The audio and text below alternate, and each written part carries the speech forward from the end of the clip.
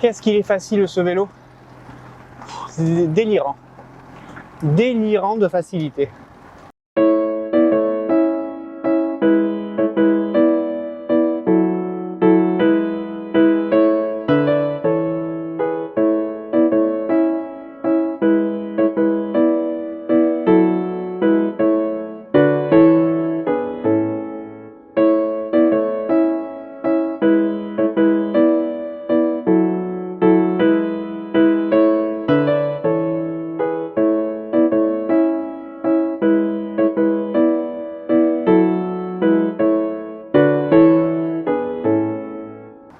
Plaisir extrême.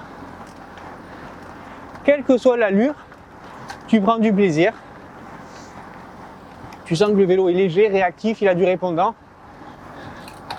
Plus que la plupart des machines que j'ai pu essayer jusqu'à présent. Et au final, il a ni intégration des câbles, ni tube très aérodynamique. Il n'y a pas des roues à très haut profil.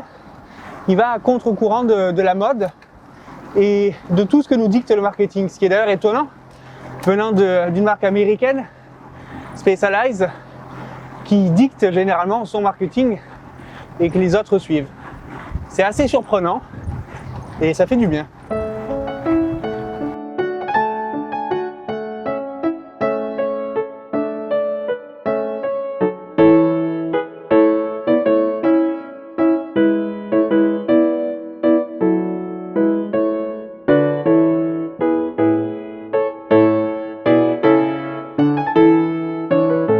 Alors parler de la Ethos, c'est pas une chose facile, c'est pas une chose aisée parce que dans la gamme de Specialized, il y a déjà le Tarmac qui est ultra performant sur tous les terrains.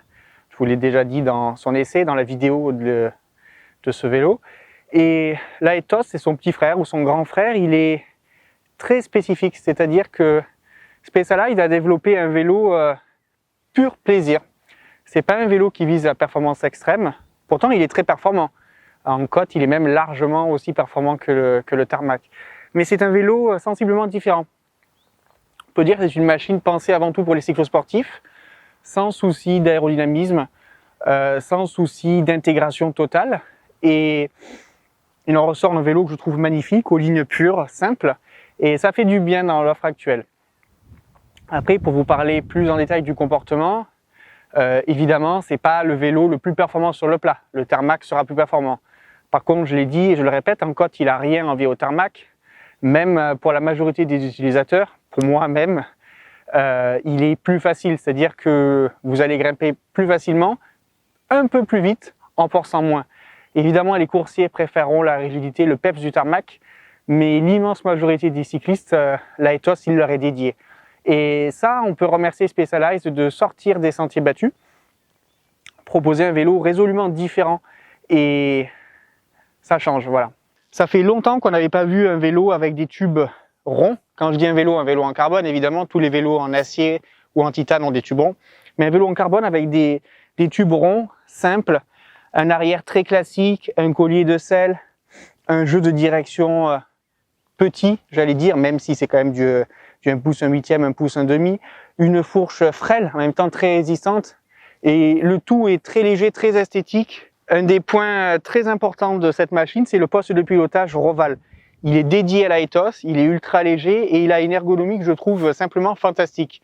Aujourd'hui, la plupart des marques proposent des combos, ce qu'on appelle un combo, en fait, c'est un cintre et une potence en carbone tout intégré, donc d'un seul bloc.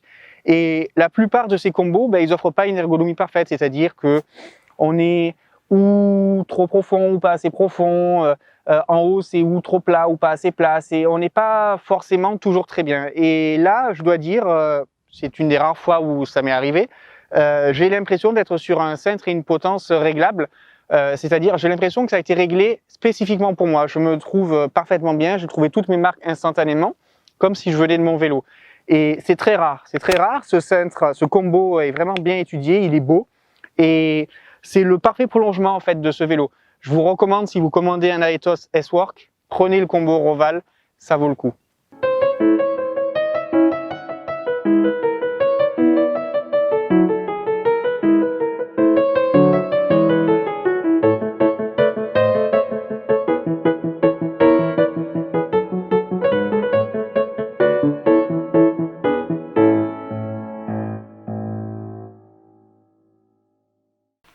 Moi, je trouve que c'est un vélo d'esthète, cet Aetos. On va demander au chef. Qu'est-ce que tu en penses? C'est un vélo d'esthète, l'Aetos?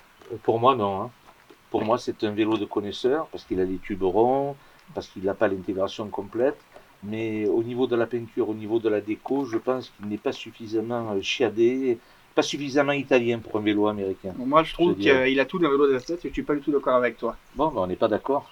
Par contre, c'est un vélo qui a un rendement exceptionnel et une facilité d'usage absolument exceptionnelle. Toi qui avances pas, qu'est-ce que tu as trouvé d'un vélo comme ça qui avance aussi facilement? Il m'a enlevé 10 ans et 20 kilos. Ah bon? Mais ce n'est pas un vélo d'esthète.